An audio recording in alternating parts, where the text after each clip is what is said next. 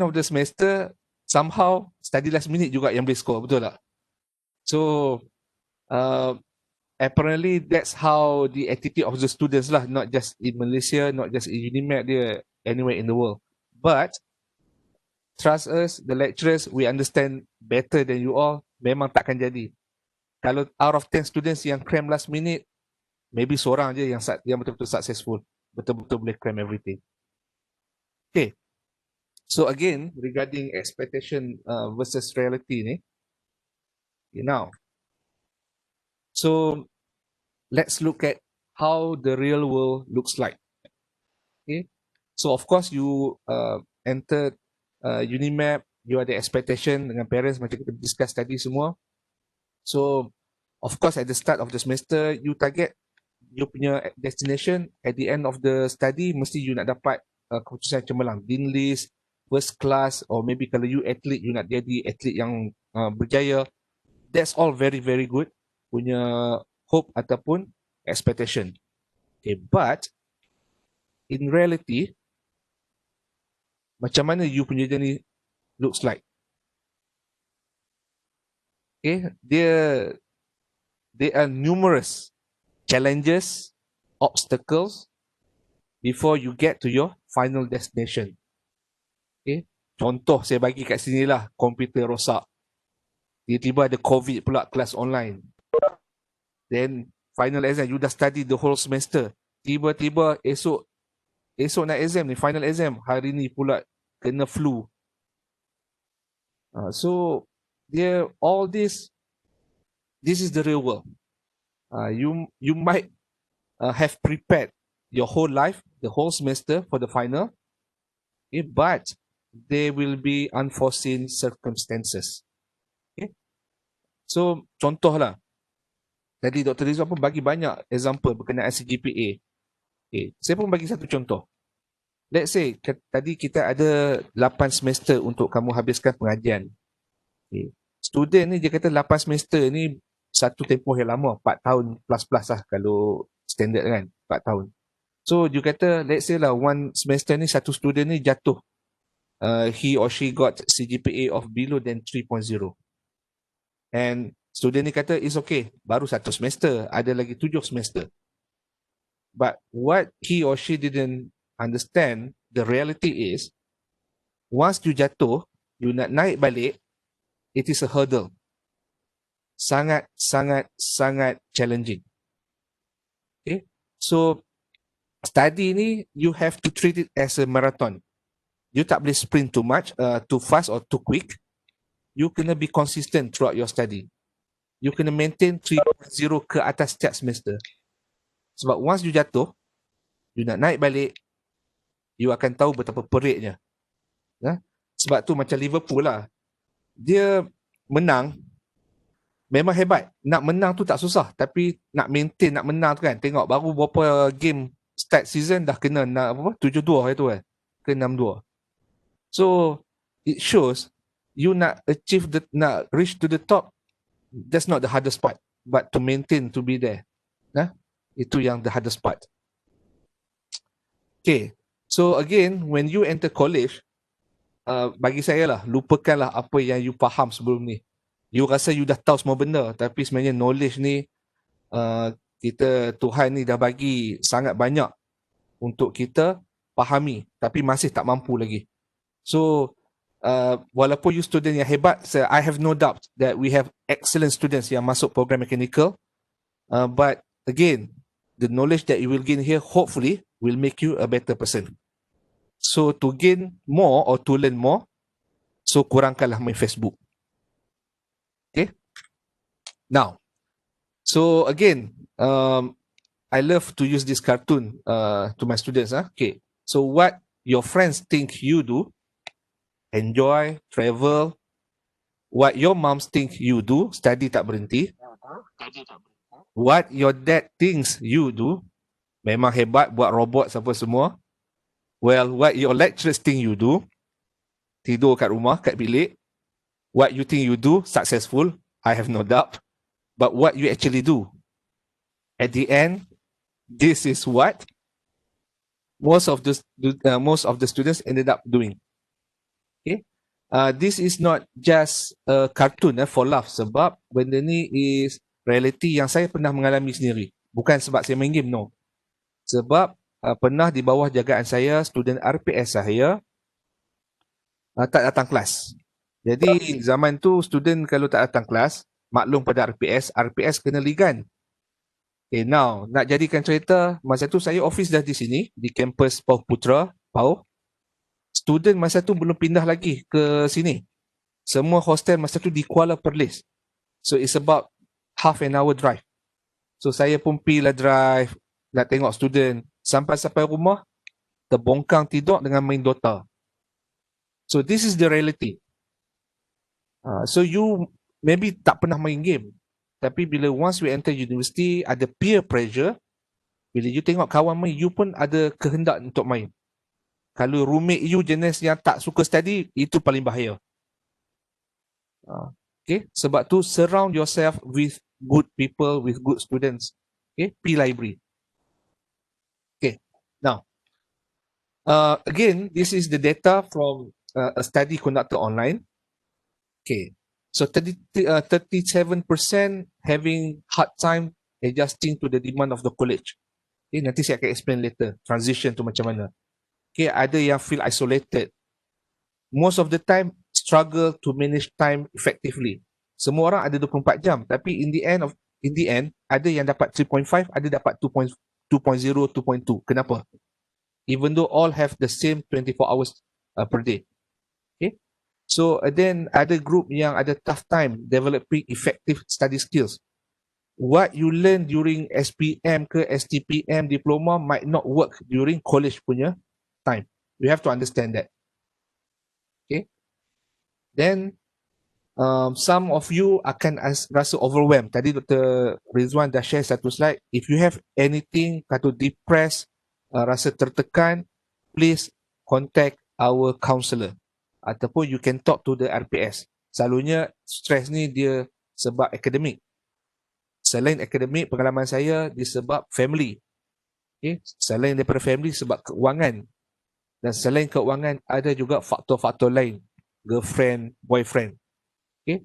You may laugh right now, but this is the reality. Apa yang saya kongsi hari ni, semua based on experience. Okay? And ada juga for some reason yang homesick. Duduk Perlis je pun, homesick juga. Itu yang saya tak faham. Okay. So, tengok di sebelah kiri ni gambar-gambar untuk hopefully this will be your postures for the next 4 years. Study, stress, lepas tu of course assignment tak sempat buat ataupun tak reti buat, and then duduk dalam kelas semua pegang phone. So that's a problem lah. Okay, alright. Now, so according to the study by Wiley, Wiley is a publisher, book publisher. So today's punya student, you all ni dikira millennial lah, student alaf baru. So from the study, they found that 37% of first year students having a hard time adjusting. So yang tadi tu point tadi. Okay, now, but student akan tanya, apa maksud hard time adjusting? I'm a good student. I got like 4 flat masa masa matrix, SPM saya straight A. So saya punya diploma pun result 3.7, 3.8. Kenapa dia jadi macam ni? Okay, let me tell you now. Apa yang you learn again masa SPM, diploma, your experience masa tu, most of the time tak boleh pakai semasa degree. Sebab degree is a totally different animal. College is a totally different animal. Cara you belajar is different. Cara you masuk lecture tanya soalan is different. Okay? Cara you pergi activities kat luar is different. Masa dia different. Okay? Sebab saya pernah ada student RPS di bawah saya, SPM straight A. First semester dia masuk, result okay 3 point something. But at the end of this of the study, semester ke-8 tahun ke-4, grade 2 point lebih sahaja, tak sampai 2.5. Semua disebabkan pengaruh kawan. Lepas tu dia rasa leka sebab dia masuk, dia rasa dia dah hebat. Jadi dia take the pedal off ni lah, take the pedal off the gas. Itu masalahnya. Take the foot off the pedal. Two problem student. Okay. And then next pula, most of the student nowadays, of course, you are more tech savvy berbanding zaman saya, zaman Dr. Rizwan ni. Saya dengan Dr. Rizwan, zaman kami belajar, library tu ialah rumah kedua dan kami pegang buku, physical book, bukan e-book. Okay. But untung you, zaman sekarang, you have all the information, all the apps at your fingertips.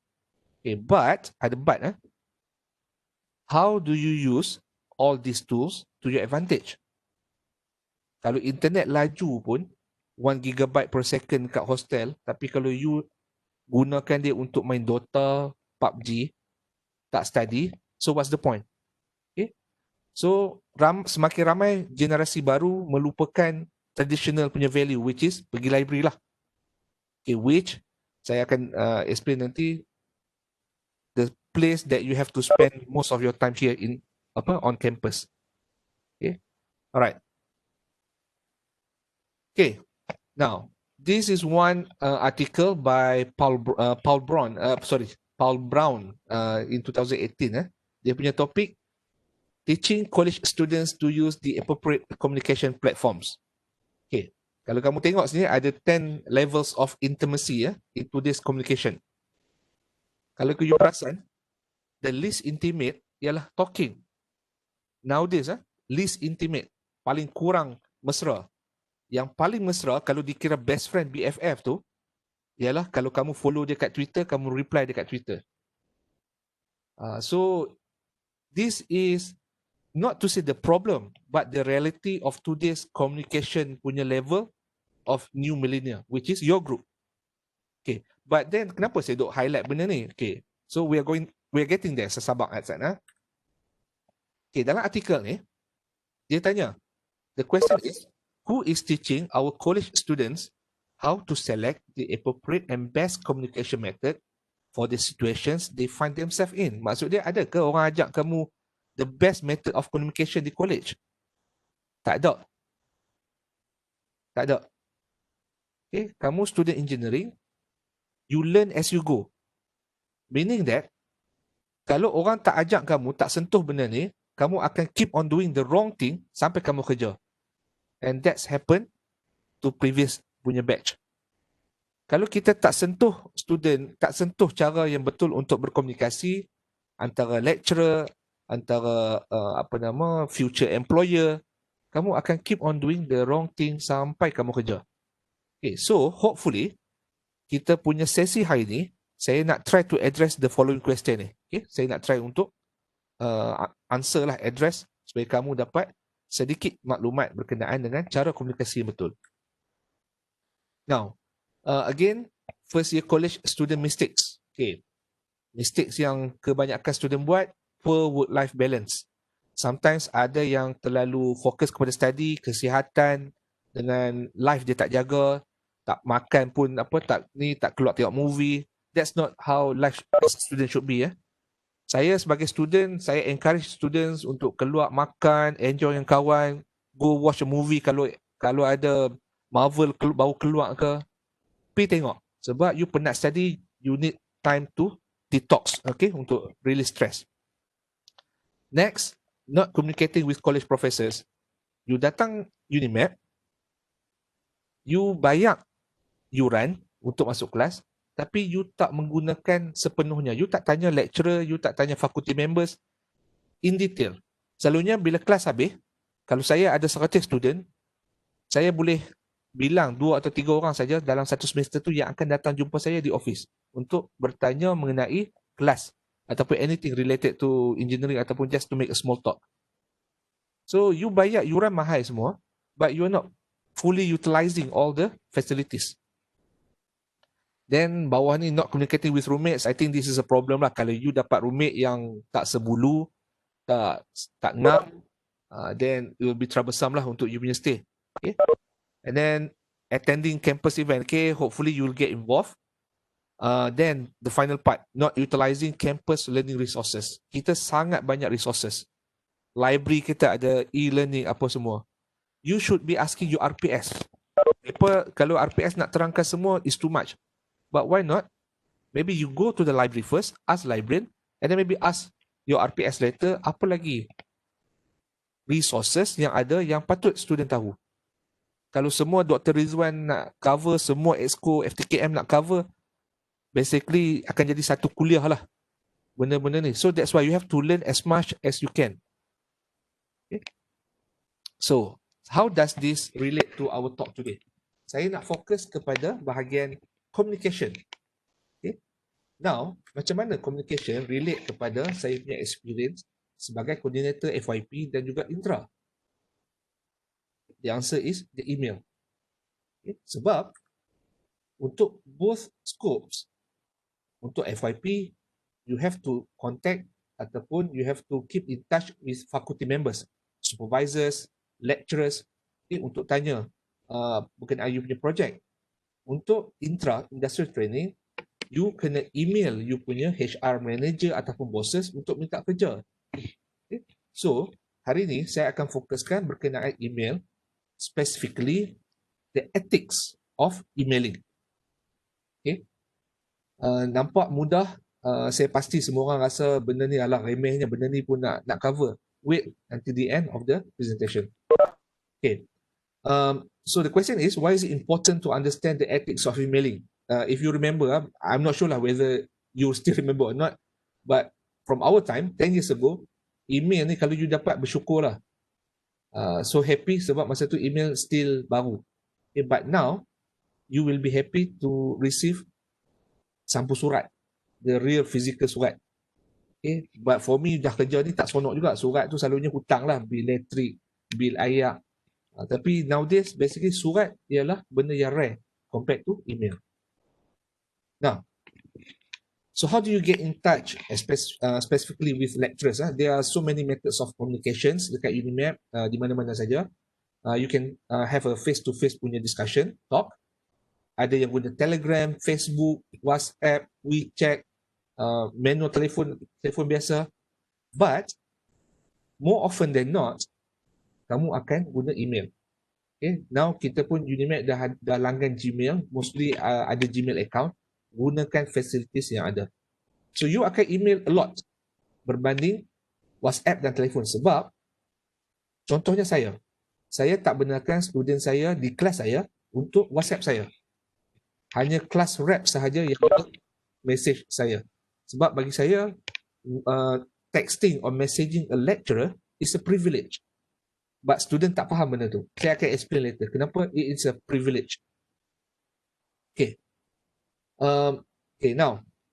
So, this is a student basically having a good time. Bila semester result keluar, boom, kena sekali.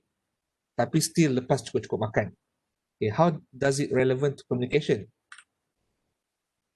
This is something that I shared almost every semester with my class. Sebab you mostly, bukan most of the student, tapi akan ada student yang akan contact lecturer sebab nak repeat class. Okay. So, nak repeat class, nak contact lecturers, dia kena ada seni lah. Okay. Dia ada cara yang betul. You have to understand that. Okay. So, kita nak focus on the ethics of emailing. Okay, now. So, kalau tengok kartun ni, this is the current problem of new generation. Saya katakan new generation. Okay, so kalau kamu tengok komik punya figure ni, dia sums up the current problem with the new millennia. Sebab students ataupun new millennia ni just do not know when not to use casual format. Okay, so mostly you use the casual format, K, LOL, LOL, semua short form ni you hantar untuk kawan, maybe that's okay. But malangnya ada yang hantar macam ni kepada faculty members. So that's what I want to focus today. Okay. So this is a real email that I received from a 4th year student baru-baru ni, just a couple of months ago. Subject tak ada, no greetings, tak ada introduction, overview of the email, mistakes in spelling, no signature. Okay, this is again 4th year student. So if you look again at the comic figure just now, you see the similarity. So the comic is there for a reason. Okay? So basically, this is the problems of our students. Saya kata our, not just mechanical, meaning that the whole Unimed, kebanyakannya. Okay, again, kalau kita tengok, if you have a look at this example, this is the one that I received many years ago. Sorry, 2019. It says, Assalamualaikum, are you free tomorrow? When can I meet you to do my quiz? So, any idea what's wrong with this email? Short form, and then No respect. yes, no respect, thank you. When can I meet you to do my quiz? When you're requesting something, you should be polite because you are requesting something from a person. You are not entitled. You cannot be demanding. Okay? And then again, no signature, tak ada siapa nama. I have no idea who this is. Now, look at the average time spent on composing or replying an email. Kalau faculty members, professor ke, senior lecturers ke, usually it will take us 1.3 seconds, okay, roughly, seconds lah untuk reply. Yes, okay, noted. Okay, but students, you should be spending more time to put down the right words. Okay, you tak boleh kata, oh, kalau student buat kena panjang, kenapa lecturer kena pendek? It's not like that. You cannot compare like that. Okay? Because you are the one requesting something usually from the lecturers. So you have to be polite. Okay, okay, now let's look at this again example. Tak ada subject line, greetings, introduce yourself, tak ada. Semua very simple. Dia tak tahulah kamu ni terlalu busy, student sebelum ni terlalu busy kot, saya pun tak pastilah. Saya kalau tengok, and then another one, vikingmental@gmail.com. So the question is, will you apply for a job using this email? So saya tak faham lah kenapa student, masalahnya student ni pun tahun 2, tahun 3 lah, bukan first year student.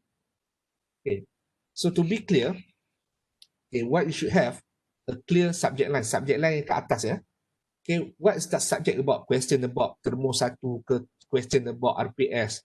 Greetings, you should have greetings. Dear Dr. Anas, dear Dr. Rizwan, dear Professor. And then introduce yourself. My name is, siapa ni? Akilah Shazana. I'm a first year student from blah blah blah. Senang sikit. Okay.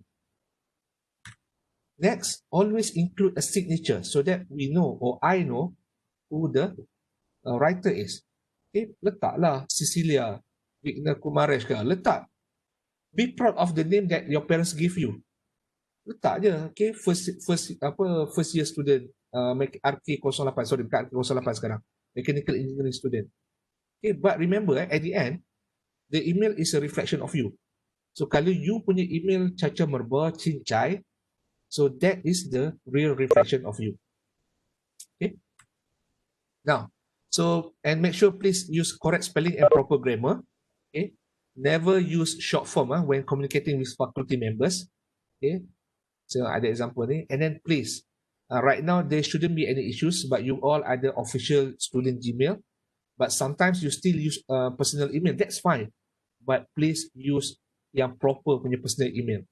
Okay. So please do not use cheeky monkey at Gmail, party animals, because you will be using the same Gmail account, the same email account until you graduated. Minta kerja, minta internship, semua akan use the same email. Okay. So make sure you display nama you in the email. And remember, do not use email as a substitute for face-to-face conversation, meaning that there are certain things that require you to have a face-to-face discussion.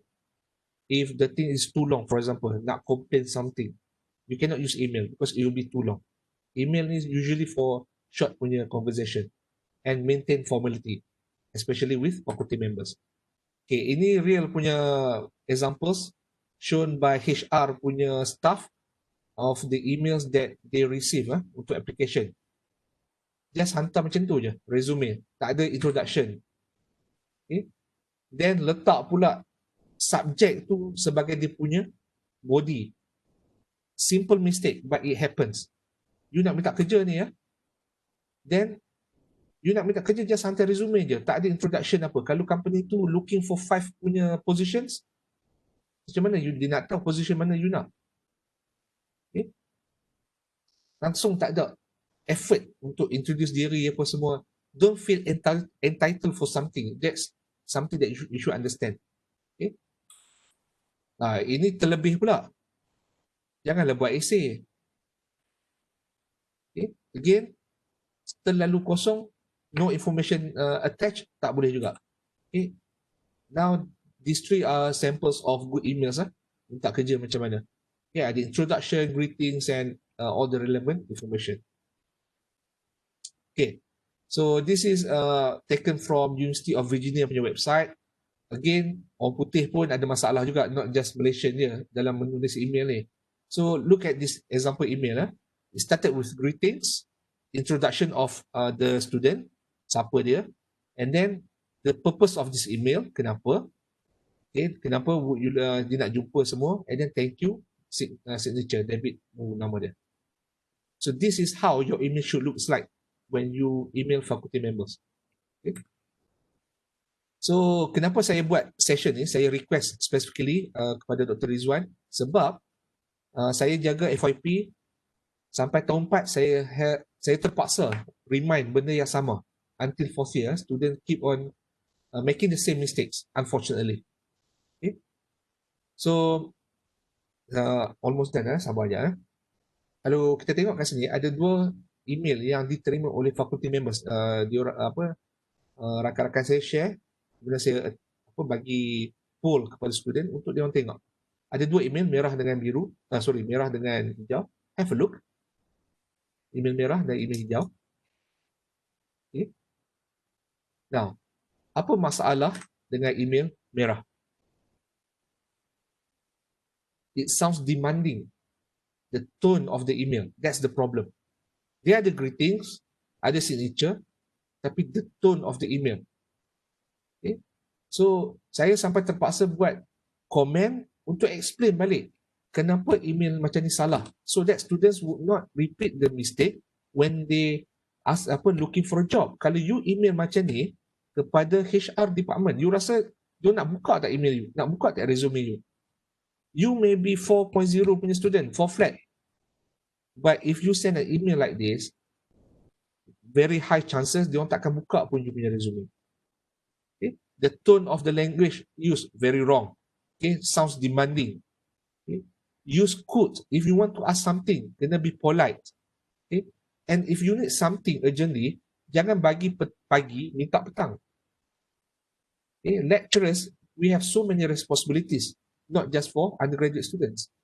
So if you want something urgently, give time. Kalau you nak minggu depan, minggu ni you dah bagi reminder, please sir, could I get this by next week, blah blah blah. Okay? Sebab you rasa lecturers ni tak penting. Tapi bila saya tanya, kenapa you buat macam ni? Kalau dekat HR department, you buat tak macam ni? Tak. Student jawab tak. So meaning that there is a double standard. You think it's okay to write an email like this to lecturers, but not to companies. So there is a double standard, which I think is very, very wrong. Okay? So just put your situation, put yourself in someone's shoes. Kalau you nak minta kerja, buat macam tu untuk email kepada lecturers. Be polite, be respectful. Okay? But not all bad. Okay? This is one example of good email I received recently from my FYP students this semester, 4th year students. Tak jumpa lagi but I had the privilege of teaching him a few years ago. So dia yang initiate sending me an email saying that he's very looking forward to work with me. So it shows an effort from the students. Tak semua email hanya untuk demanding or minta something. Okay? So email like this is very polite, respectful and proactive. Dan sebab saya pernah mengajar kelas ni, saya dah explain how to write an email. Alhamdulillah, student ni follow. Ada signature, greetings, the body is good. Okay? So this is what I hope you could do starting from next week. Or not next week lah, after this terus lah. Okay? And apa yang kita share kat sini, the do's, the don'ts, tips, not just for email. It can be for any medium of communication. It can be for Facebook, it can be for WhatsApp, anything. Google Classroom and so on and so forth. Okay? So some final thoughts nak habis dah. So again, I hope you gain something, because practice makes perfect. Start early from the first year. Always think twice about whether or not the content of your email is appropriate. It's about once you hit the send button, assume everyone can read it. Always keep your email concise or brief, okay? Make it short and respond the emails within the time span you would for a phone call, which means very, very short. Always check for typo, that's very important. And please use a professional font, not decorative, okay? And then again, watch your tone. Okay, tone means jangan demanding macam tadi. Emoji tu be sensible lah. Ada lecturers yang okay, kalau serius dia tak boleh lah. But kalau tengah happy semua, sesuai dengan keadaan, that's okay. Kalau you hantar something, an attachment, make it easy for the lecturers to identify the file. Okay, siapa yang hantar, student, you punya nama, apa purpose of the document. And if you ada complaint apa-apa, maybe email is not the best medium. Okay, maybe you have to see the faculty members face to face. Okay, so my final advice: make mistakes, learn from them, and move on. Okay, alright, thank you. Ada soalan tak? Kita semua dah mengantuk ah. Okay, soalan. Tak ada soalan. So, yes. Regarding dengan itu email kan?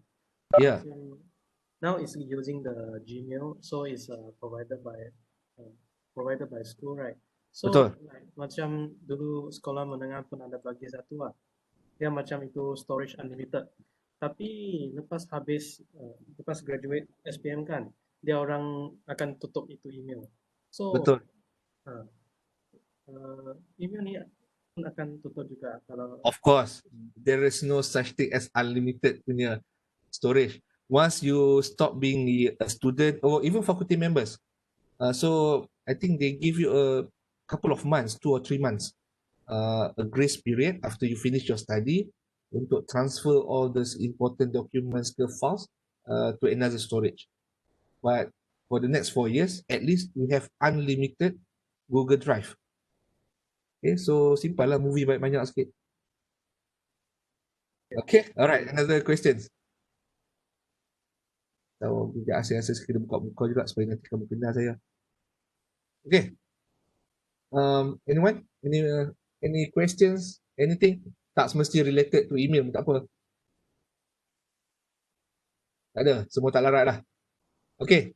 So, kalau tak ada, thank you Dr. Rizwan for this opportunity. I hope to see you all in classes, well, virtual classes soon. Okay, alright, thank you all. Assalamualaikum, selamat petang.